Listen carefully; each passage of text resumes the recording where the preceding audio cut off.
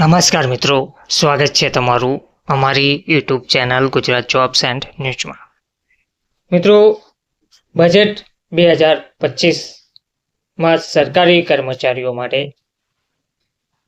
મોટી જાહેરાત કરવામાં આવી રહી છે. હવે સરકારી કર્મચારીઓને મોજે દરિયા થવા જઈ રહ્યું છે.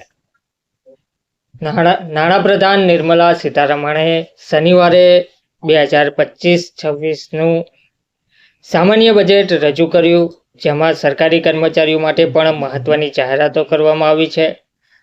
હવે સરકારી કર્મચારીઓને દેશ વિદેશમાં તાલીમ આપવા અને ઇન્ફ્રાસ્ટ્રક્ચર સંબંધિત જરૂરી તાલીમ માટે કર્મચારી મંત્રાલયને ₹334 કરોડથી વધુની ફાળવણી કરવામાં આવી છે.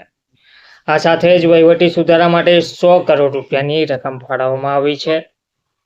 કર્મચારી મંત્રાલયને કરાયેલી કુલ ₹334.45 કરોડની ફાળવણીમાંથી 105.99 કરોડ તાલીમ વિભાગ, સચિવાલય તાલીમ અને વ્યવસ્થાપન સંસ્થા ISTM અને Lal Bahadur Shastri national academy of administration LBSNAની સ્થાપના માટેના ખર્ચ માટે છે.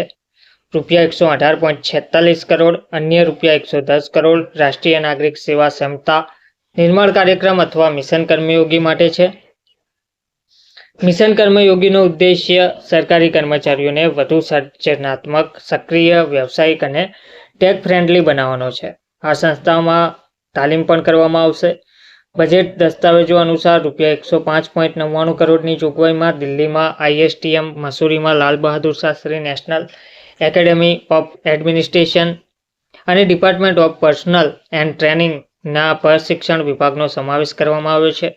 આ સંસ્થાઓમાં ઘણા ફાઉન્ડેશન કોર્સ, રિફ્રેશર્સ કોર્સ અને મિડ કરિયર ટ્રેનિંગ આપવામાં આવશે, જેથી કરીને તમામ ગ્રેડના સેક્રેટરીયલ કર્મચારીઓને નવા નિયમો અને યોગ્યતાઓથી વાકેફ કરી શકાય.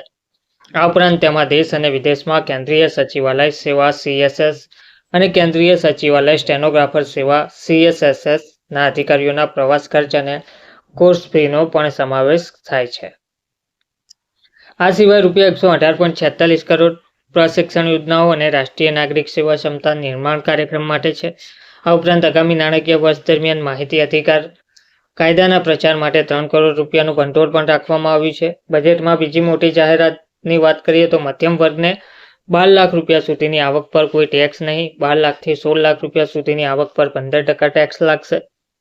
ખેડૂતોની વાત કરીએ તો પ્રધાનમંત્રી ધનધાન્ય કૃષિ યોજના શરૂ થશે, જેમાં 100 જિલ્લાઓના 1.7 કરોડ ખેડૂતોને લાભ થશે. કિસાન ક્રેડિટ કાર્ડ KCCની મર્યાદા વધારીને ₹5 લાખ કરવામાં આવી છે. બીજ માટે રાષ્ટ્રીય મિશન શરૂ કરવામાં આવશે. કઠોળ ઉત્પાદનમાં આત્મનિર્ભરતા માટે 6 વર્ષનું મિશન શરૂ કરવામાં આવશે. બિહારમાં મખાના બોર્ડની રચના કરવામાં આવશે. મહિલાઓ માટે કેન્સર જેવી ગંભીર બીમારી માટેની 36 દવાઓને કસ્ટમ ડ્યુટીમાંથી મુક્તિ આપવામાં આવી છે. ગ્રામીણ મહિલાઓને રોજગાર અને નાણાકીય સ્વતંત્રતા પ્રદાન કરવા માટે કાર્યક્રમ શરૂ કરવામાં આવશે. સ્ટાર્ટઅપ્સને ભંડોળ આપવા માટે નવા ભંડોળની જોગવાઈ કરવામાં આવશે. ફૂટવેર અને લેધર સેક્ટર માટે ફોક્સ પ્રોડક્ટ સ્કીમ શરૂ કરવામાં આવશે. MSME માટે લોન લેવી પણ સરળ બનશે. ધન્યવાદ.